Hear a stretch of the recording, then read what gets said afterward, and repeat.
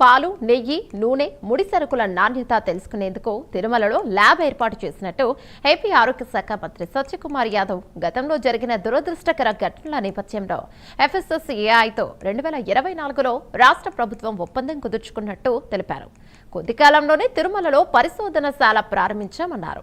దీని ద్వారా ముడి సరుకుల నాణ్యత తెలుసుకోవచ్చని చెప్పారు. 3 నెలల్లో గుంటూరు, విశాఖలో ల్యాబ్ను ప్రారంభించాలని ప్రణాళికలు వేస్తున్నామన్నారు మంత్రి సత్యకుమార్ యాదవ్.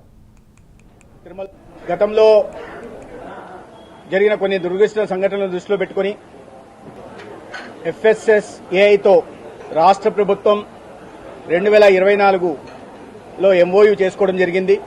దాంట్లో భాగంగా రాష్ట్రంలో దాని ముందుగానే మంజూరైన విశాఖపట్నం, గుంటూరు, తిరుపతి స్టేట్ ఫుడ్ ల్యాబొరేటరీకి అదనంగా తిరుమలలో జరిగిన సంఘటనలను దృష్టిలో పెట్టుకుని కేంద్ర ప్రభుత్వం ఒక ల్యాబొరేటరీని మంజూరు చేయడం, దాన్ని అతి కొద్ది కాలంలోనే ఇవాళ ప్రారంభించుకోవడం జరిగింది.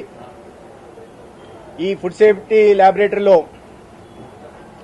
వాటర్ అనాలిసిస్ దగ్గర నుంచి pesticides, fertilisers, additives, preservatives, synthetic colours లాంటి అనేక రకాలైన పరీక్షలు నిర్వహించడానికి అవకాశం ఉంది. గతంలో జరిగిన కొన్ని దురదృష్ట సంఘటనలను దృష్టిలో పెట్టుకుని